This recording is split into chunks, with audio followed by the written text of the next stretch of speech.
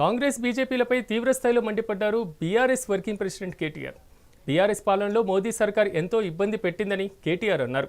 10 ఏళ్ల బీఆర్ఎస్ పాలనలో తెలంగాణకు తిరుగు లేకుండా పోయిందని చెప్పుకొచ్చారు. ఇక రేవంత్ రెడ్డి నోటికొచ్చినట్లుగా హామీలిచ్చి ప్రజలను ఏమార్చారని మండిపడ్డారు. కాంగ్రెస్ కుట్రలను ప్రజలు అర్థం చేసుకోవాలన్నారు. సరే 10 ఏళ్లు మనం అద్భుతంగా నడిపినాం. భారతదేశంలోనే తెలంగాణను ఒక అగ్రగామి రాష్ట్రంగా నిలబెట్టినాం. ఆనాడు 2014లో మనకు కాంగ్రెస్ ప్రభుత్వం అప్పజెప్పినాడు తెలంగాణను. భారతదేశంలో మన ర్యాంకు వ్యవసాయంలో 12వ ర్యాంకు.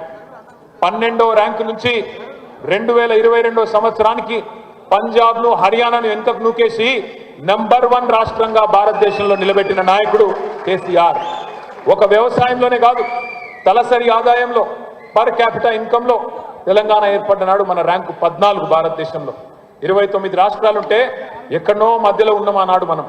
కానీ 2022 సంవత్సరం కల్లా భారతదేశంలోనే తలసరి ఆదాయంలో అగ్రభాగాన్ని నిలబెట్టి 1,12,000 రూపాయల తలసరి ఆదాయంతో కాంగ్రెస్ వాళ్ళు మనకు అప్పజెప్పిపోతే 3,57,000 రూపాయలకు దాన్ని తీసుకొని పోయిన నాయకుడు కేసీఆర్ గారు అనే మాట నేను మీకు గుర్తు చేస్తా ఉన్నా.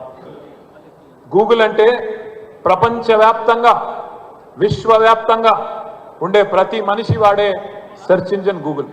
అందులో ఇవాళ మీరు టైప్ చేస్తే ప్రపంచంలోనే అతిపెద్ద లిఫ్ట్ ఇరిగేషన్ ప్రాజెక్ట్ ఎక్కడ ఉంది అంటే మన తెలంగాణలో, మన భారతదేశంలో మన నాయకుడు కేసీఆర్ గారు మన చిత్రాన్ని, మన తెలంగాణను ఒక ప్రపంచంలో హిమాలయం అంత స్థాయికి తీసుకుపోయి అక్కడ కూర్చోబెట్టింది.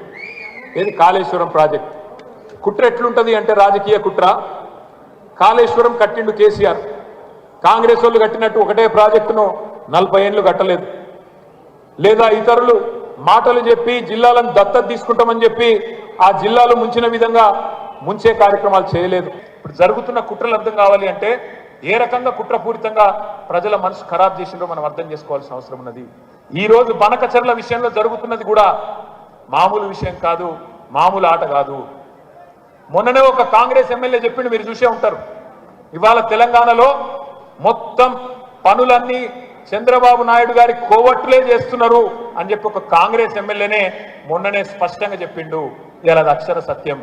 ఎందుకంటే అసలు పెద్ద కోవట్టే మన ముఖ్యమంత్రి రేవంత్ రెడ్డి. చంద్రబాబు నాయుడుకు అతిపెద్ద కోవట్టు ఎవరైనా ఉన్నారా ఇవాళ తెలంగాణలో అంటే రేవంత్ రెడ్డి గారు. అందుకే గోదావరి నీళ్లను పూర్తిగా వాళ్ళకి అప్పచెప్పే విషయంలో కానీ, చంద్రబాబు గారు లేవమంటే లేసుడు, కూసోమంటే కూర్చునే విషయంలో కానీ ఇవాళ చాలా స్పష్టంగా రేవంత్ రెడ్డి గారు ఒక ఎజెండా ప్రకారం పోతా ఉన్నారు. మనం ఆలోచించుకోవాల్సిన అవసరం మన మీదనే ఉన్నది. మొత్తం నేను రాహుల్ గాంధీని అడుగుతున్నా, ఏ త్వరలో దాగున్నావు రాహుల్ గాంధీ, ఆలోచించుకో.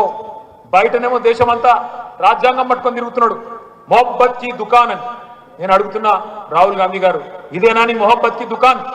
ఇంట్లో ఉన్న ఆడబిడ్డ మీద అటెంప్ట్ మర్డర్ పెట్టడమేనా మొహబ్బత్ కి దుకాన్? ఒక రీట్వీట్ కొడితే ఒక పిల్లగాడి మీద కేసు పెట్టి 20 రోజులు జైలుకు పంపడమేనా మొహబ్బత్ కి దుకాన్? దమ్ము లేదా? ప్రజాస్వామ్యంలో ప్రతిపక్షాలు సంధిస్తున్న ప్రశ్నలకు సమాధానం చెప్పే సత్తా లేదా నీ ముఖ్యమంత్రికి, నీ మంత్రివర్గానికి? ముంగటికొచ్చి చర్చ కూర్చునే దమ్ము లేదా?